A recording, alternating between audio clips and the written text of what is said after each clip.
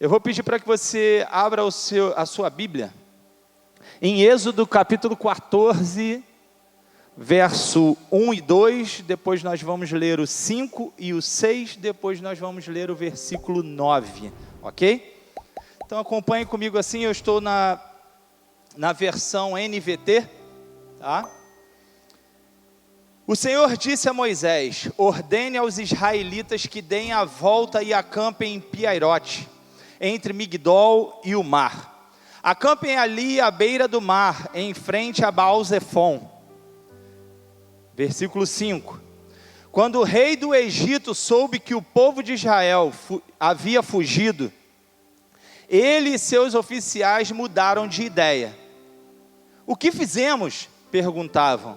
Como podemos deixar todos os escravos israelitas escaparem? Então Faraó mandou preparar sua carruagem e convocou suas tropas.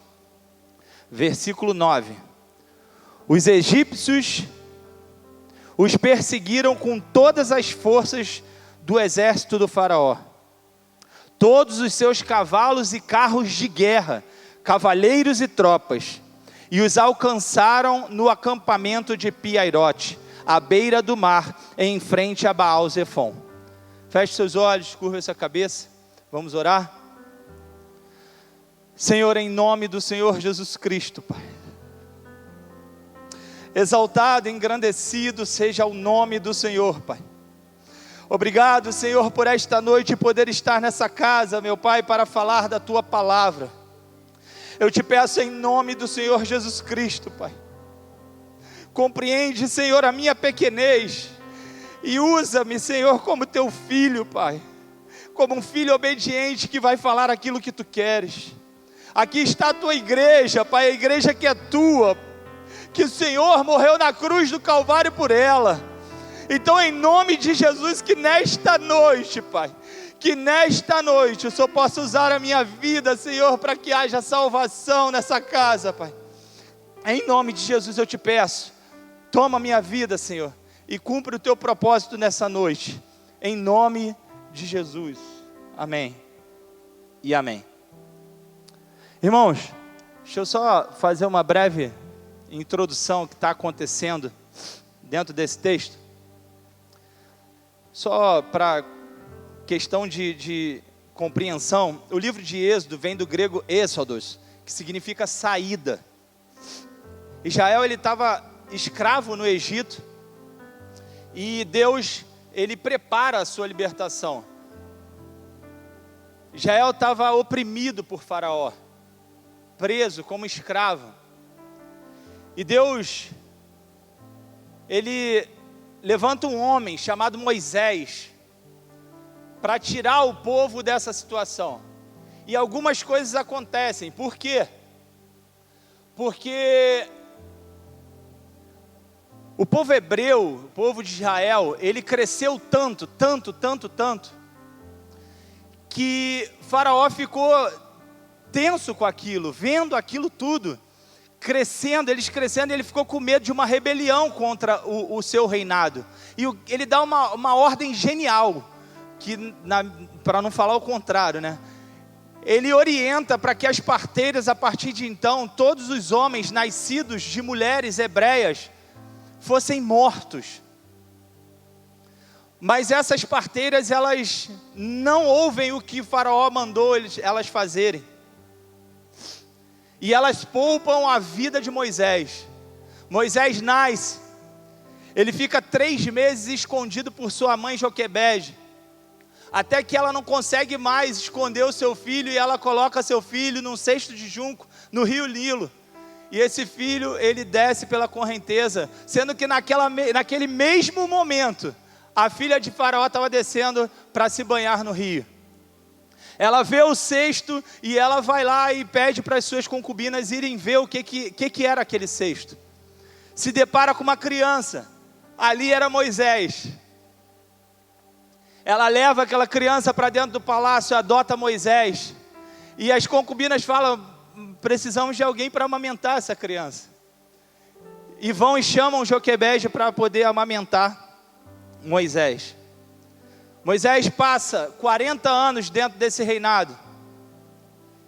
E numa determinada ocasião, ele está passando, ele está vendo um egípcio sacrificando um escravo hebreu. E aquilo toca no coração dele, ele vai lá e mata aquele egípcio. Ele precisa fugir, ele foge para Midian. E lá ele se casa, ele passa mais 40 anos longe de toda a estrutura, né, dos egípcios. Aos 80 anos de idade, Moisés é comissionado para o chamado de libertação do povo de Israel. Deus aparece para ele no arbusto em chamas, e naquele momento ele vê ali Deus, ele começa a falar com Deus através do arbusto, e Deus começa a falar para ele que ele era a pessoa a qual seria chamada para libertar o povo. Só que ele pede alguns sinais. Como é que eu vou chegar diante de Faraó e assim, do nada? E Deus dá alguns sinais de poder para ele. Ele joga a vara no chão, a vara vira uma serpente, ele bota a mão no rabo da serpente, a serpente volta a ser um cajado. E ali vários outros poderes Deus vai mostrando para ele que Deus era com ele. Sendo que num determinado momento Moisés, ele vai se explicitar para Deus a sua limitação, a limitação da fala. Ele não conseguia falar direito. Deus é tão misericordioso que dá a ele o irmão, o Arão, para ir junto com ele. E eles vão até Faraó. Quando eles chegam diante de Faraó, eles vão falar, Deus está mandando você libertar os escravos. O que Faraó faz?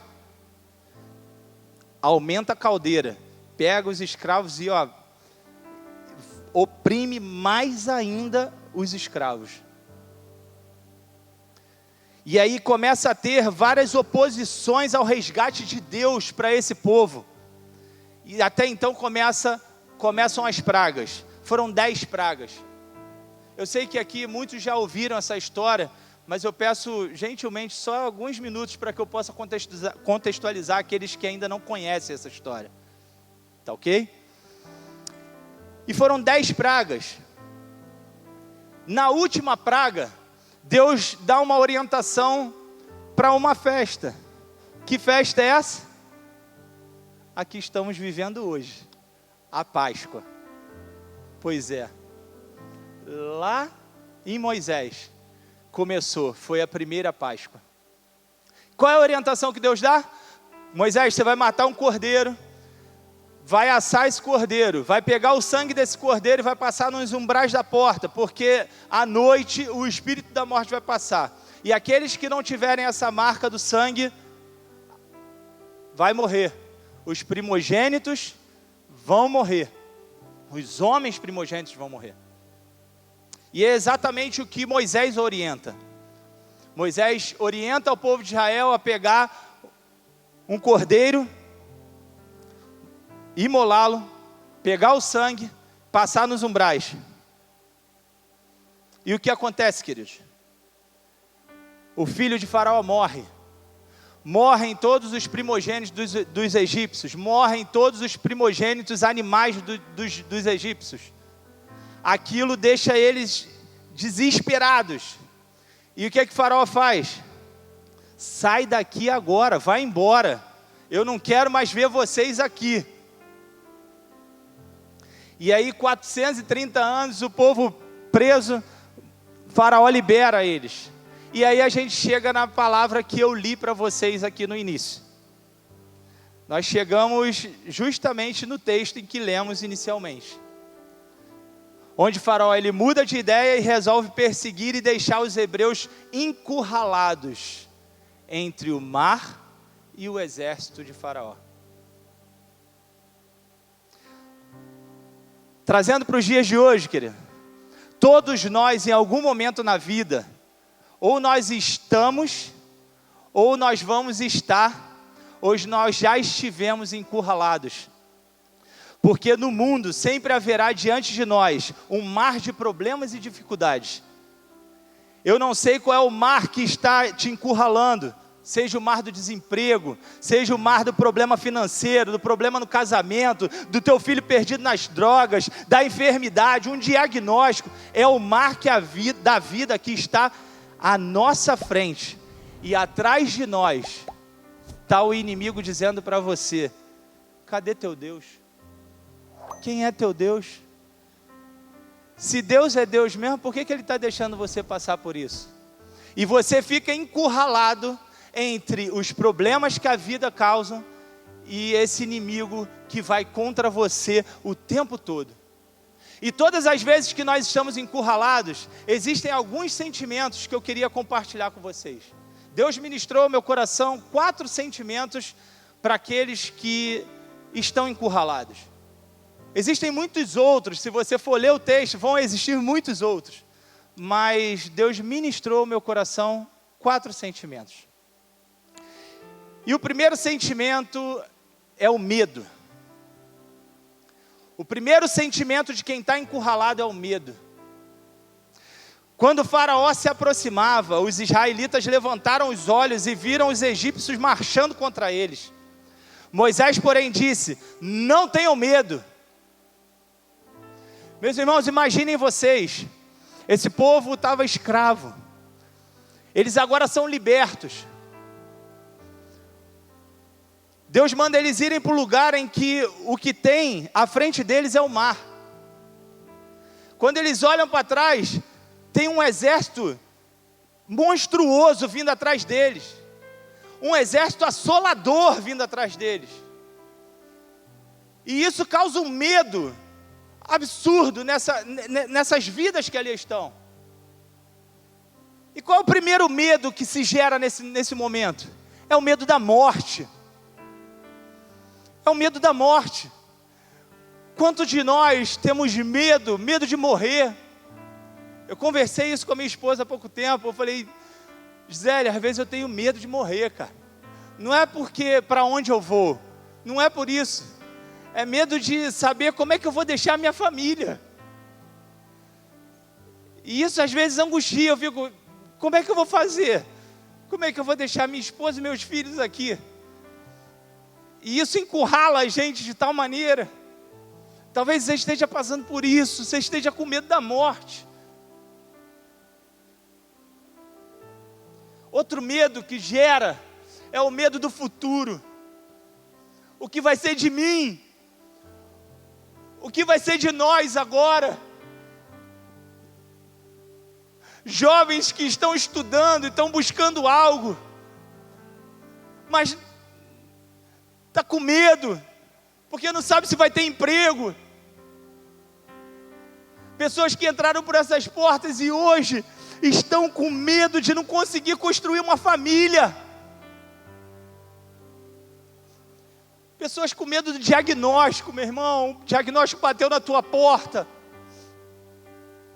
E isso gerou um medo em você. Porque o conhecimento que você está começando a ter a respeito desse diagnóstico tem começado a te assolar de medo.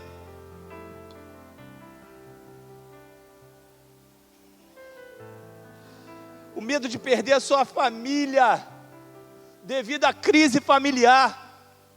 Talvez você esteja passando por uma crise familiar e nesse momento você está com medo de perder a sua família. Esses foram os sentimentos de medo que assolaram esse povo e hoje assola a gente. Medo da violência. Imagina eles olhando para aquele exército e pensando: meu Deus, quando eu estava lá escravo, obedecendo, eu já apanhava tanto. Imagina agora eles me pegando fugindo.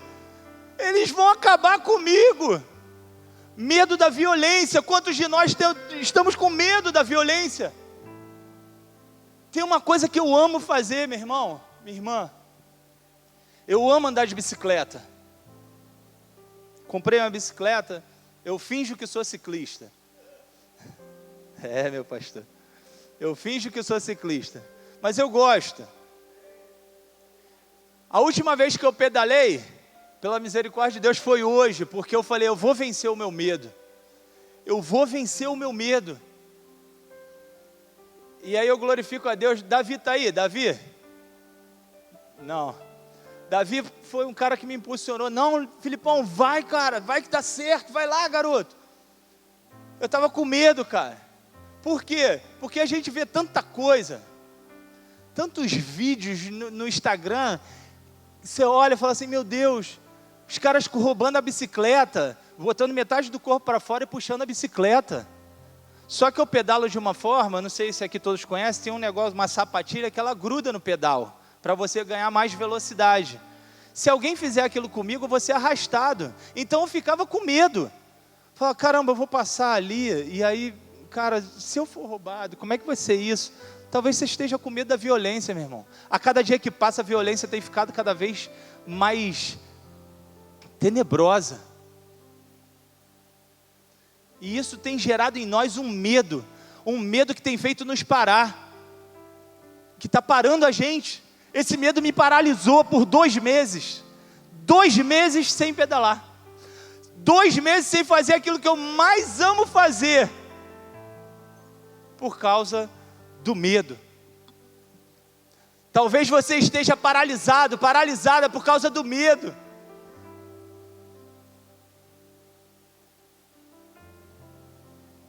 E isso tem angustiado o teu coração.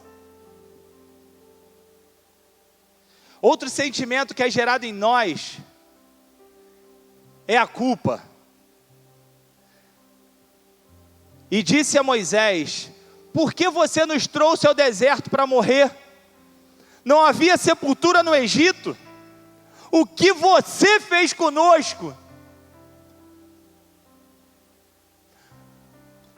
Quando nós estamos encurralados, meu irmão, um sentimento de culpa, ele nos aprisiona também. Pessoas que talvez estejam nesse lugar e carregam uma culpa e não se perdoam. Talvez você, pai, que foi buscar no emprego o melhor para o teu filho, para a tua filha, e hoje você se culpa pela ausência.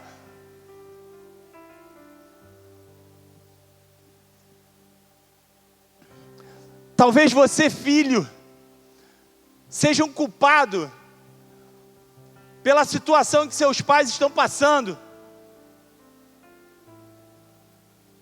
Talvez você carregue essa culpa. Já vi casos de pai e mãe botar a culpa no filho pela separação. E essa culpa, ela vai te aprisionando e te deixando cada vez mais paralisado. Talvez você carregue a culpa por não ter feito melhor, não ter feito da forma que talvez seria certa. E isso acarretou para você consequências tenebrosas. E fica dentro de você, se eu tivesse feito diferente, por que eu não fiz assim? Por que eu deixei de fazer dessa forma? E essa culpa vai te corroendo. Você não é perdoado por algo que você cometeu e até hoje você carrega essa culpa. Ou você culpa alguém por estar onde você está e isso tem corroído você por dentro.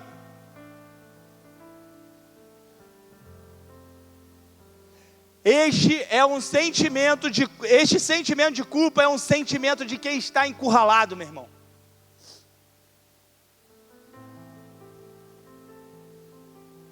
Encurralado pelo mar da vida. E por um inimigo acusador, que te acusa o tempo inteiro.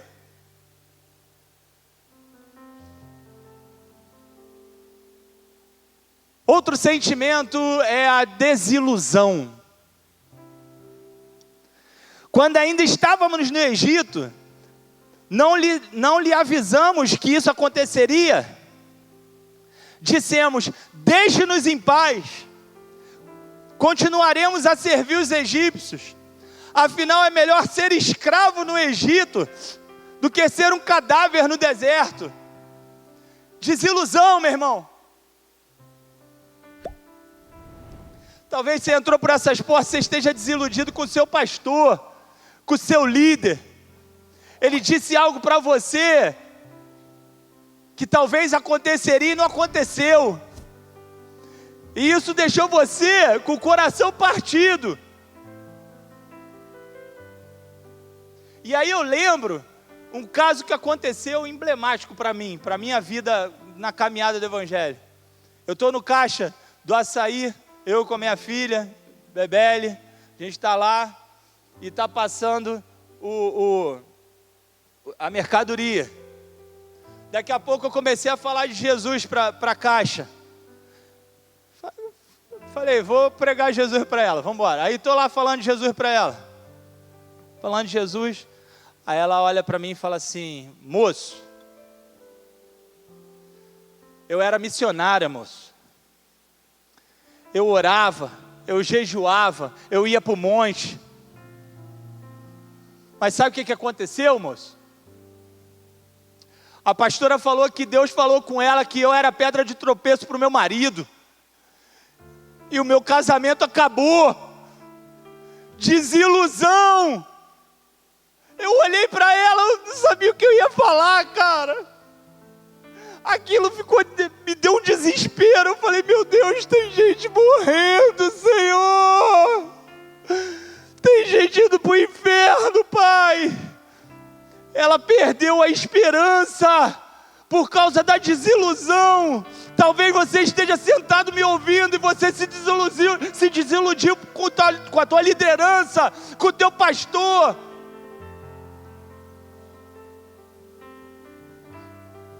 Aquilo me cortou o coração. Eu olhei para ela, eu olhei bem dentro do olho dela, ela já estava com o olho todo lacrimejando. E eu, idem. Eu olhei para ela e falei assim, eu quero te pedir perdão em nome de Jesus. Ela ficou parada me olhando, eu falei, eu quero te pedir perdão em nome de Jesus, porque Jesus não tem nada a ver com isso.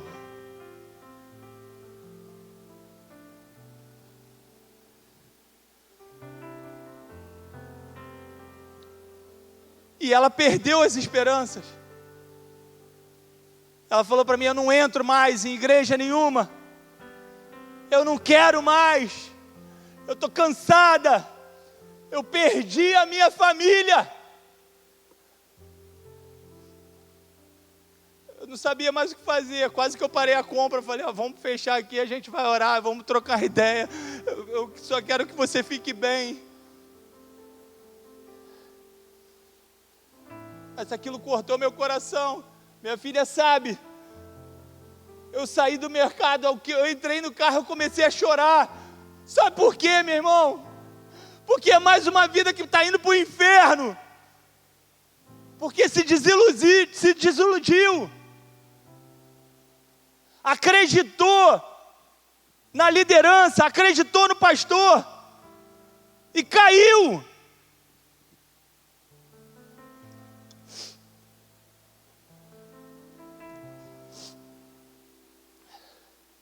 Talvez você tenha se desiludido com seu pai. Aquele que você tinha toda a expectativa de receber proteção, amor, cuidado. E só recebeu desprezo e solidão. Talvez você tenha sido impactado pela sua mãe, aquela que te gerou, aquela que no dia do teu nascimento teve toda uma alegria, mas na caminhada da vida te abandonou. E isso tem impactado você. Talvez você, esposa, se desiludiu com um homem que foi para o altar feliz da vida com você e jurou amores para você. E hoje ele está entregando para você desrespeito. Como diz na minha época de adolescente, está te dando gelo.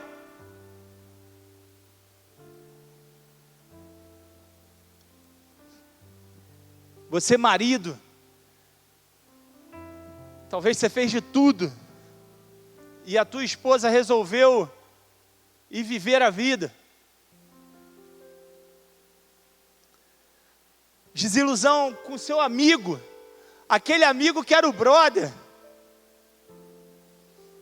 com o teu sócio, que entrou junto contigo no negócio, e vocês estavam felizes da vida, porque iam ganhar dinheiro, e de repente no meio do caminho, uma ganância tomou o teu sócio, e você ficou a ver navios.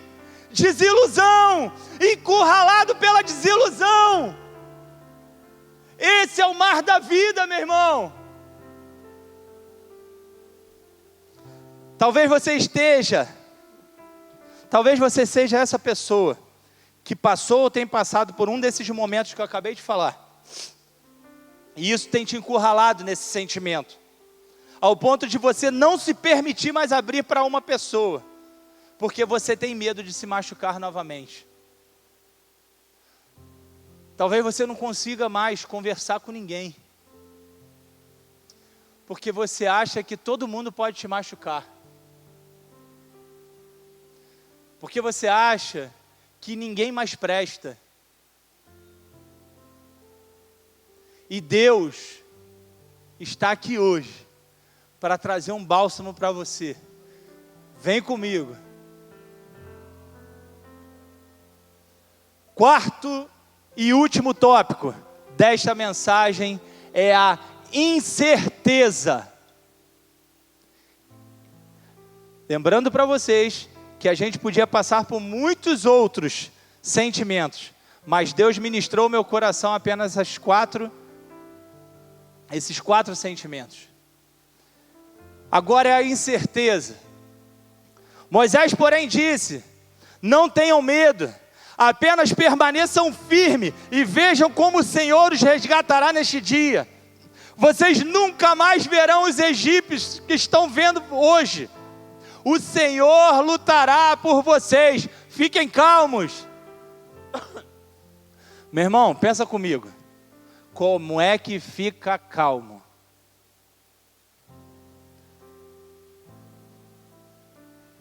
Deus falou que ia livrar a gente. A gente saiu do Egito. Só que agora o faraó está vindo atrás. Qual é a certeza que ele vai me livrar?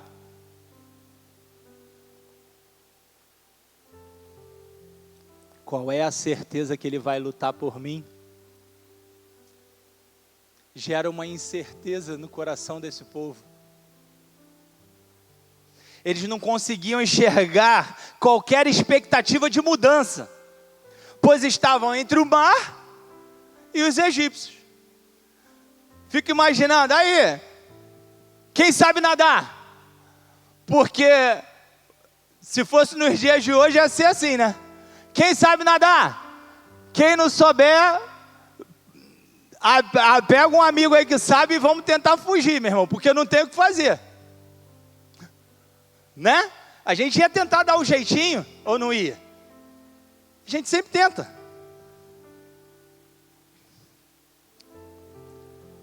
E às vezes, no mar da vida, a qual nós estamos inseridos, você olha para o horizonte e não consegue ver saída, porque à frente são as dificuldades e atrás o teu inimigo te acusando, e isso gera incertezas dentro de você.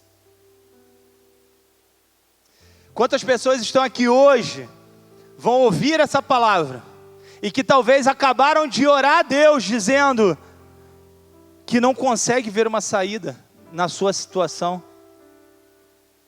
Eu não consigo ver uma luz no túnel, no fundo do túnel.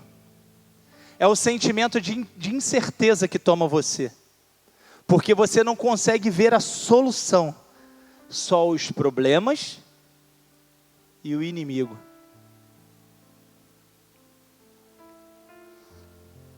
Trazendo para os nossos dias de hoje, é o movimento da empresa a qual você faz parte, e que a única coisa que você sabe é que vai ter demissão. mas você não sabe se teu nome está na lista. É a incerteza. Será que eu vou ser desligado? Será que eu vou continuar? Será que eu continuo empregado amanhã? É você estar desempregado hoje, mas o boleto está lá na cabeceira da tua cama e tem que pagar amanhã, mas não tem dinheiro. Como é que pode? É o casal que quer viver a maternidade, que tem feito de tudo, mas não sabe se vai dar certo. Já tentou de tudo e não sabe se vai dar certo.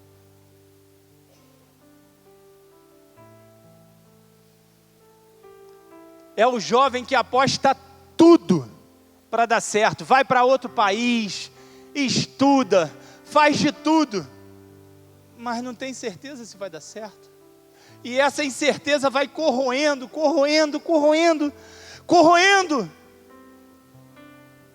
E nos deixa numa situação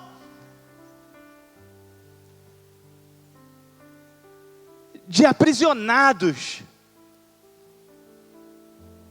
Eu vou pedir para que o Ministério de Louvor pode vir para cá, eu já estou terminando. Aprisionados.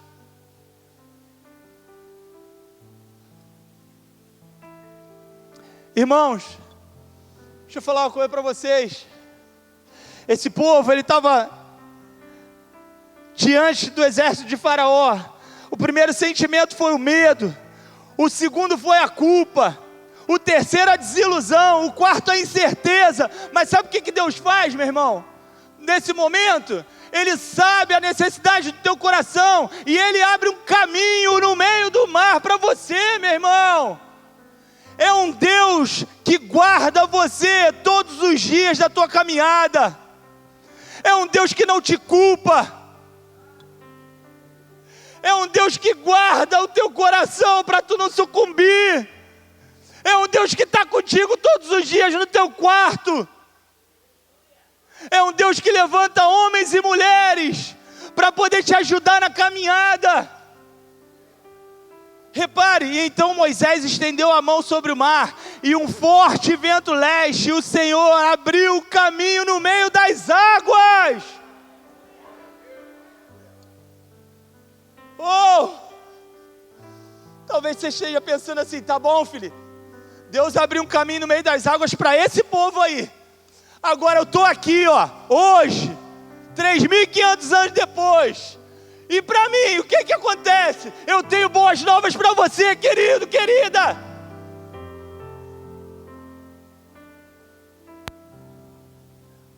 Os sentimentos que te encurralam, o sentimento de medo, de culpa, de desilusão, de incerteza, Ele tem uma palavra para cada um desses sentimentos para você. 1 João 4,18, pois o perfeito amor afasta todo medo. Esse é o Jesus que nós estamos aqui hoje celebrando. Colossenses 2,14, Ele cancelou o registro de acusações contra nós, removendo e pregando na cruz do Calvário. É esse Jesus. Meu irmão, talvez você tenha se desiludido com tudo aquilo que eu falei, com o teu pai, com a tua mãe, com o teu amigo, com o teu pastor, com o teu líder. Mas olha o que esse Deus fala para você, querido, querida. Isaías 49, verso 15. Pode a mãe esquecer do filho que ainda amamenta? Pode deixar de sentir amor pelo filho que ela deu à luz? Mesmo que isso fosse possível, eu não me esquecerei de vocês. É esse Deus que está aqui nessa noite. E aí vem a certeza para o mundo, a certeza para a humanidade. Eu tenho ela gravada aqui, ó. Eu deixei ela gravada para nunca mais esquecer. Talvez você esteja vivendo dias de incerteza, dias de dores. João capítulo 14, verso 6. Disse Jesus.